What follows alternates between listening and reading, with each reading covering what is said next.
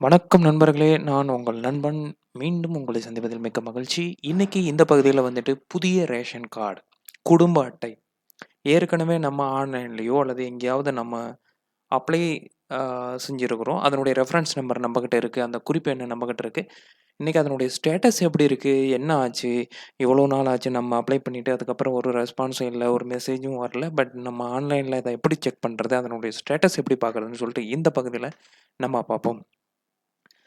பார்க்கறதுக்கு முன்னாடி நண்பர்களே, நம்ம சேனல் உங்களுக்கு பிடிச்சிருந்ததுன்னா ஷேர் பண்ணுங்க, லைக் பண்ணுங்க. மறக்காம சப்ஸ்கிரைப் பண்ணுங்க. வாங்க பார்ப்போம். முதல்ல நம்ம கூகுள்ல போவோம். கூகுள்ல போயிட்டு டிஎன்பிடிஎஸ் தமிழ்நாடு பப்ளிக் டிஸ்ட்ரிபியூஷன் சிஸ்டம்ன்றது தான் இந்த இது. இத டைப் பண்ணோனே என்டர் பண்ணுங்க.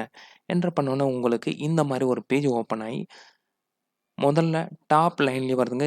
டிஎன்பிடிஎஸ்எல் இருக்கு இல்லையா? அத கிளிக் பண்ணுங்க. அத கிளிக் பண்ணோனே டைரக்ட்டா நம்ம பேஜுக்கு உள்ள போயிருவோம்.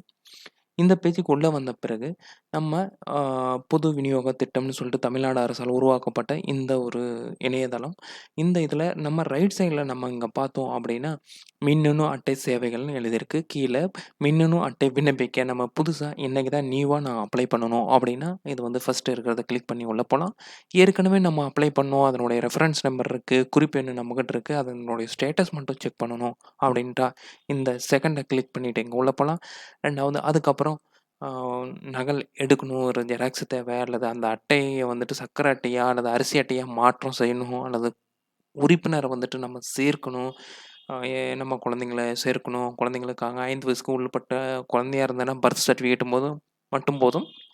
அல்லது 5 வயதிற்கு மேற்பட்ட குழந்தைங்களா இருந்தா கண்டிப்பா ஆதார் அட்டை கேட்பாங்க நண்பர்களே. அதே மாரி குடும்ப உறுப்பினர நீக்கிறதும் செய்யலாம். அல்லது இருந்தாங்க. பட் நம்ம அ மேரேஜ் திருமணம் ஆன பிறகு வேற ஒரு குடும்பம் அவங்க வாழ்றாங்க. நம்ம புதுசாவும் அப்ளை பண்ணிக்கலாம். அவங்க பேர நீக்கப்பட்டு தான் நம்ம புதுசா அப்ளை பண்ணவும் முடியும். எல்லாம் உங்களுக்கு தெரியும்னு நெனைக்கிறேன். இன்னைக்கு நம்ம பார்க்குறது வந்துட்டு டைரக்ட்டா நம்ம ஏற்கனவே அப்ளை பண்ண அந்த மின்னணு அட்டை, குடும்ப அட்டை, ரேஷன் அட்டை ஸ்டேட்டஸ் மட்டும் பார்ப்போம். இங்க ஸ்டேட்டஸ்ல இருக்கிறத கிளிக் பண்ணுங்க.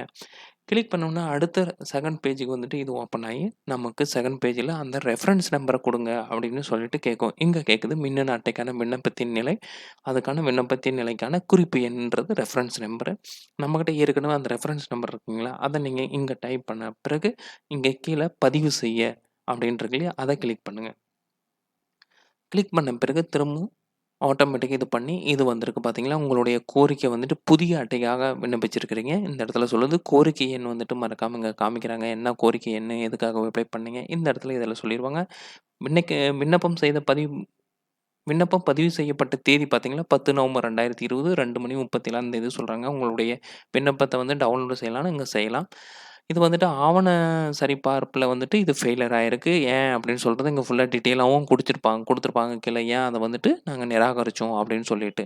நண்பர்களே, நம்ம இன்னைக்கு பார்த்தது வந்துட்டு தமிழ்நாடு அரசினுடைய குடும்ப அட்டை, அதாவது ரேஷன் கார்டு புதுசா நம்ம ஏற்கனவே விண்ணப்பம் செய்திருந்தோமோ, அதனுடைய ஸ்டேட்டஸ் எப்படி நம்ம விண்ணப்பத்தினுடைய நிலை எங்க இருக்கு? எப்படி பண்றது? அப்படின்னு சொல்லிட்டு நம்ம இந்த பகுதியில பார்த்தோம். கண்டிப்பா உங்களுக்கு பிடிச்சிருக்குன்னு நினைக்கிறேன். பிடிச்சிருந்தா லைக் பண்ணுங்க, ஷேர் பண்ணுங்க, கமெண்ட்ஸ் பண்ணுங்க. மறக்காம சப்ஸ்கிரைப் பண்ணுங்க சேனல நண்பர்களே. நன்றி. மீண்டும் சந்திப்போம். வணக்கம்.